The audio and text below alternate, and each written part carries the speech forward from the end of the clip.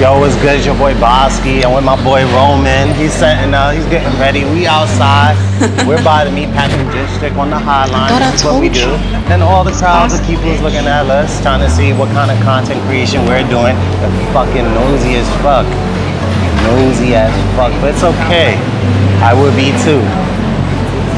Are you ready? Hold on. I want to see something. Downtown by meatpacking district. We're out here. I just wanted to stop by, support my boy Jackson. He has a shoot today with the wonderful model Fire. Check out work. I also have my photography camera, so I'll take some pictures just for fun. I thought I told you. It's Bosky, bitch. All right, we about to jump on a topic about how to scout for a model. All right, so my question to y'all is, as a videographer and a photographer, what do you look for in a model? Like, what must they come with to the shoot? You got 2 mics on. Let's do the fundamentals, which is do not have your page in private. It automatically disqualifies you from actually pursuing anything. Ain't nobody gonna want to do test shoots with you. It looks childish, and you're just wasting people's time. If you don't want to be seen, then choose another profession. Okay, let's start at the real beginning, because that was definitely not the real beginning. All right. So, let's start with this, right? If you're trying to get into the industry and you want to create content, I think one of the things you should do is look on social media, see if there's any videographers or photographers commenting that they're willing to collaborate, and then make it be known, right? So once you make it be known, yes, everything is applicable to what he said. So the whole point of sharing content, if you're going to collab, is everyone wants people to see the content. So if you have a private page, it doesn't really do anything in terms of attraction, in terms of getting the word out there that you're looking to take this like modeling and filming professionally and serious, right? So I guess you're right on that aspect. He Please. basically just said what I said like in 2 minutes. I said it in 30 seconds.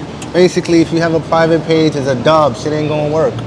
Right, but sometimes you have to give people more context because people need that in order to make the proper adjustments. Cool. So yeah. Okay. As a creative director, I like to say that as a model, you want to make sure that you show up to the set ready to be given direction. You might feel like you've been doing modeling for 10 years. You might even be a published model, but you've never worked with this particular team before, so be open to be given direction. Again, if you're really confident in your poses and you know what you're doing, it doesn't hurt to have somebody tell you to do something this particular way, whether you've done it before or not. And if you have done it before, then show them rather than like, I'm gonna do whatever I want, I'm not gonna listen to their direction. So just being a student, regardless of how long you've been in the game, really allows a photographer and videographer to capture what they have in their mind. And then also when you're working with a CD on set, rather you know I'm coming or not, just know that I'm here for you. So we're gonna play music that you like. But one thing I see with models is that they get stuck in their same poses. They don't switch it up, they don't bring character. I need you to start getting some acting classes. Like, you need to start getting acting classes because it would let you get out of your body. Play your role. Play your role. You have 2 mics on, bro. Why are you leaning in? I keep forgetting. You leaned all the way in and got 2 mics on him. So listen. I got hype. So definitely 100% come with a character in mind. If you have a fly ass fit, you're not who you say you are on Instagram. You're somebody else that day. And so you need to tap into that. Also, when it seems like you're feeling a little stiff that day, like you want to shoot, but you don't, you want to break the ice. Basically, be coachable. Be coachable. I like how you break my shit down. Yeah, consolidate it. Dream team, make the team. What is it? Make the team some cream. Yeah, make the team work. Everybody needs to play a role. If there's a creative director, I'm gonna let her do her thing. He's just making my job easier. All I gotta do is just catch certain angles and make it pop and make the model just look like she's really a model, Or he. Or they, him. No? I think people get the point. But yeah. So let's talk a little bit about your process, though. I think that's better. Like, so walk me through before the shoots. Talk a little bit about the preparation you do before you actually show up to shoot. Talking to me? Mm-hmm. The preparation. What? All right, so listen. Hopefully you're not preparing like that. What? How do you avoid that? Oh, nah, listen, you gotta have a conversation with the model, what she's comfortable doing, what she's not comfortable doing, basically setting boundaries. Me, for example, I don't like shooting nothing that is too, I would say, like lingerie shoots. That's not really my lane, so I'm not gonna try and do a shoot out of the blue and try to like perfect it, because that's not really definitely my lane. Huh? Book me. That's not really my lane, so I stick to what I know best. Well, you can always, if you ever have somebody who want to do lingerie shoots, you could just bring me on set. That's my lane. It is? Yeah. I don't know. I know how to make people comfortable. Okay, make them comfortable then. I'm just trying to stay on topic, right, for YouTube, and my page don't get striked, right? So, I guess I'll talk a little bit about expectations. Edit all that shit out. No, I won't. Like, I'll just bleep out the words. That's easy. Yeah, I want to can't keep it curse? all natural. No, be you and stuff. But I'm also trying to like keep it PG-13 to a certain extent and keep the vibes vibing. Not everything is about lingerie shoots, right? But if you want to do that, go ahead. More power. Boudoir shoots are amazing. There's amazing people out there doing that type of things. But there's certain basics that's very important, right? Basics is just like coming up with an idea, concept. And for the models in particular, if you're working with someone and it's technically free work, be strong and getting your opinions across, right? Sharing what you're comfortable with, what you're not, what you're feeling, what you're not, because you are entitled to that. I do meet a lot of people who are photographers and videographers who, you know, can be selfish in that lane, but you have a lot to offer as well, right?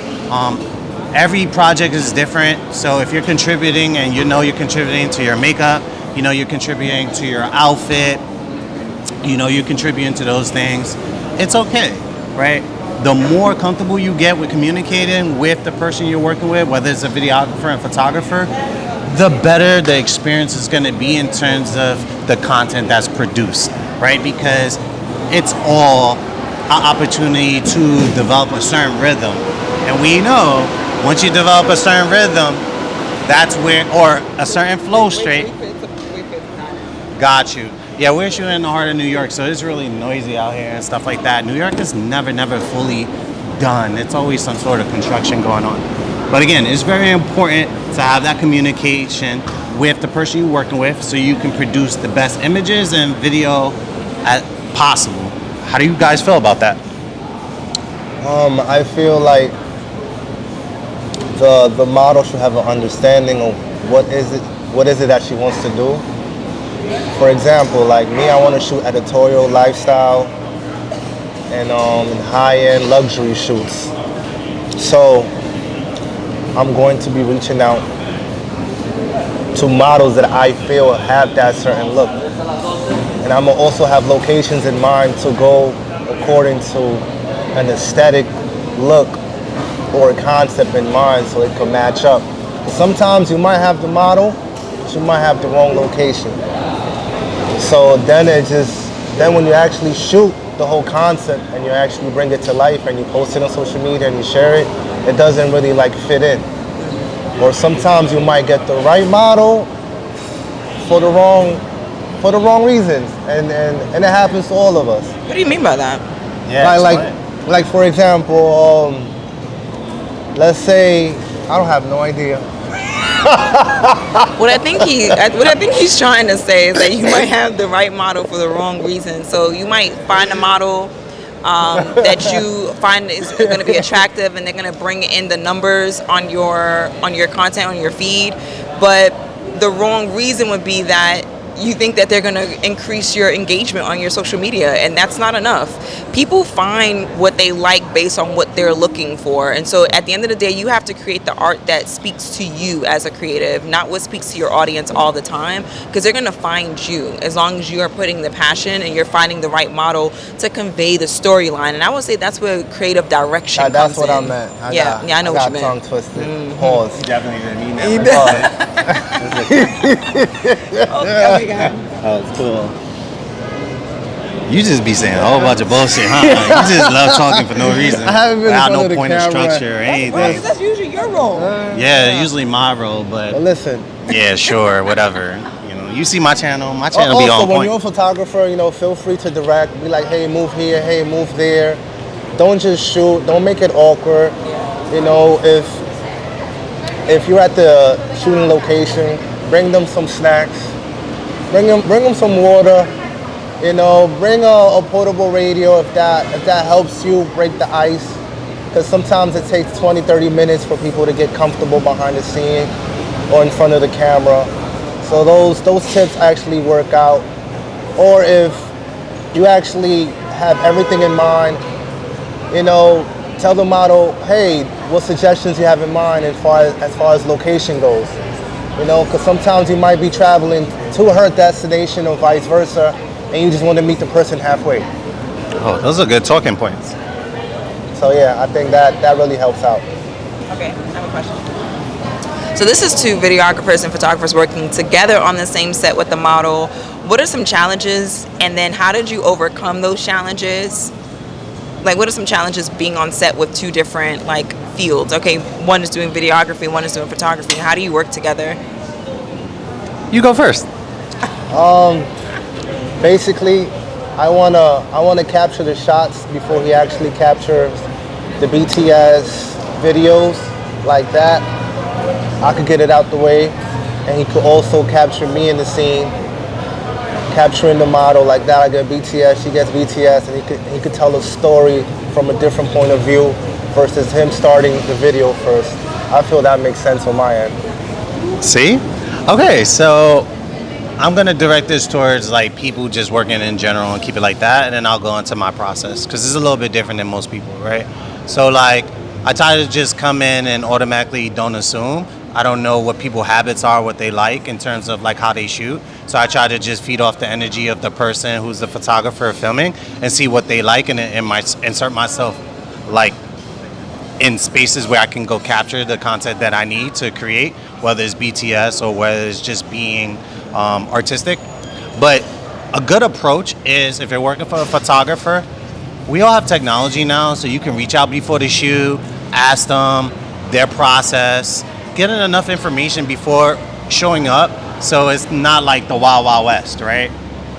Because there's a lot of shoots, in particular if you're doing like a lot of creative meetups with people where it's like they might have flash photography. Now, if you know the person you're working with or the photographer you're working with doesn't have flash photography, oh, you can get so many amazing shots because you won't be in the way. You don't have that constant flash going off and stuff. So asking questions like that will allow you to like maneuver and move in those spaces. But yeah, get into a conversation, telling the photographer Like, expectations, what you like.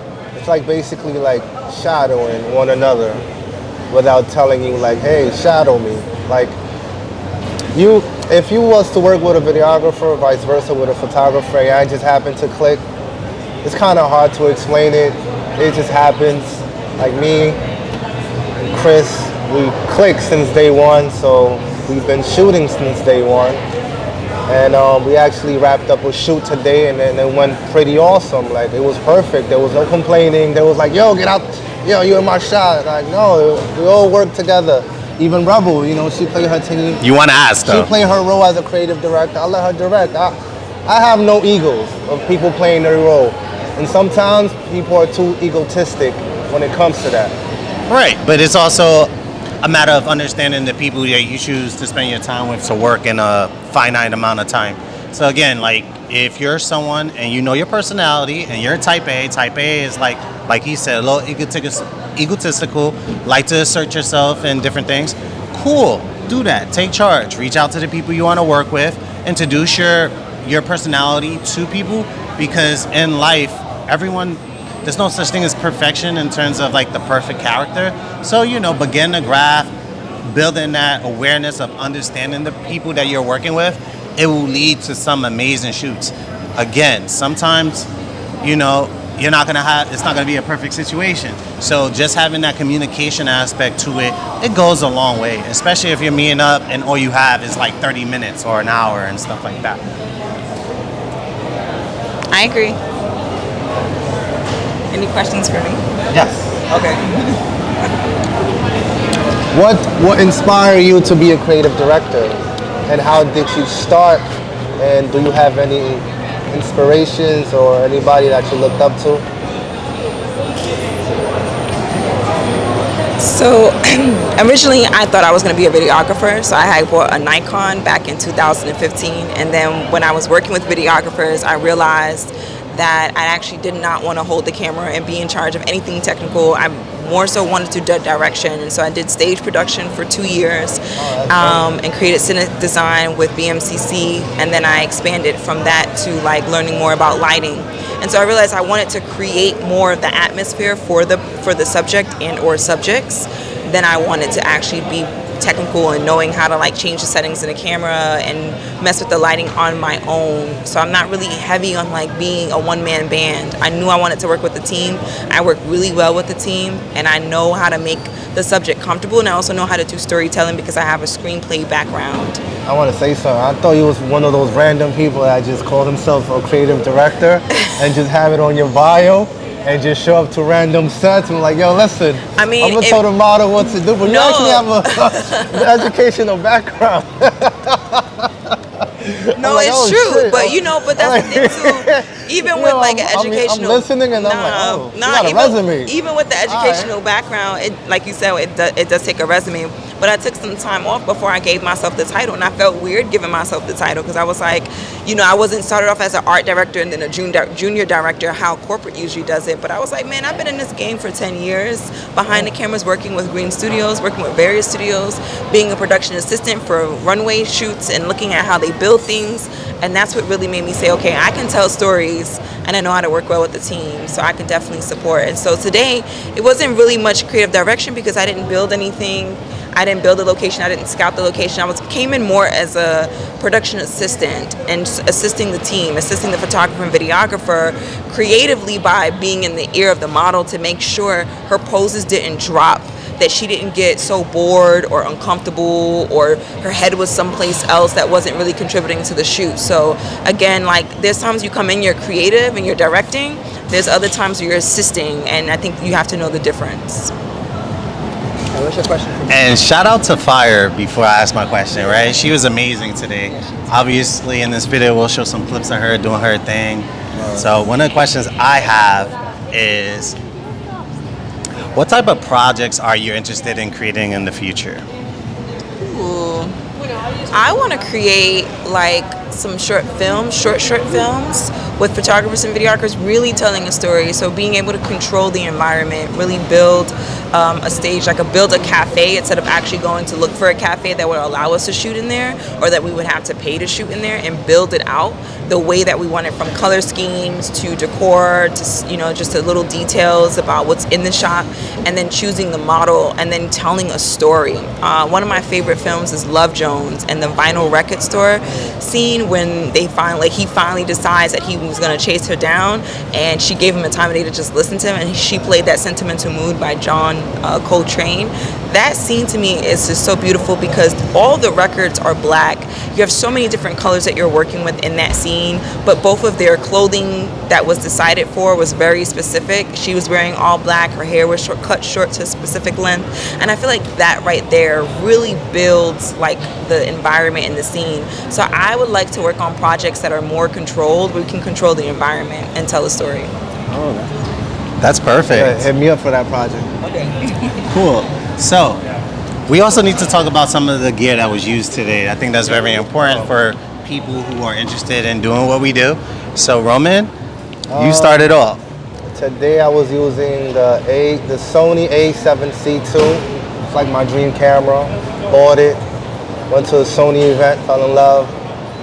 Prior to that, I was shooting with Canon for since I started photography in 2016, 2017. Then I started taking it seriously. Spring of 2019. The lens that we used was the G Master 85 version 2 and the G Master 24 and ND filters and stuff like that. Wow, he's fancy, guys. He is fancy. I don't know. I'm trying to be like you when I grow up one day. You feel me? Cool. So in terms of videos today, well, I bought 2 cameras out today. I have my A7R III. I decided to take some photos. I'm entering the world of photography now. People ask me a lot to do it, so it's like, hey, I'm like, let me learn. You know, come out here, take some shots of my friends, and see what it do. In terms of videography or filming, obviously my go-to today is my Sony FX3. I love that camera. In terms of lenses, so I just got the new Viltrox. Well, for me it's new. It's the Viltrox 20mm 2.8 aperture lens. I use that for the majority of the shots. I did, you know, since he has Sony, I did borrow his 85mm from time to time and his 24mm lens. Smooth, beautiful. I also used my Helios lens. Those who know. If you don't know, research it. Just type in Helios. It's a manual lens. It's really smooth, buttery. I used it on you one time, Rebel, when we were speaking on the hotline, actually, and stuff like that. Just wanted to test it out. You know, it was collecting dust. Also, too, I'm gonna go around before I head home and take some shots on my R3 with it. That's why I brought it out today. And I feel like I had another lens today. Oh, I have my 28-75, but I didn't take any shots with it today. I really was being intentful on using the Viltrox so I can go home and just have some test shots, see what it do. We're using it right now to film this episode. I don't have an ND filter on it, so if the light changes in the back, it is what it is. But yeah, in terms of lighting to film this segment, I have an Amaran 25C on my camera.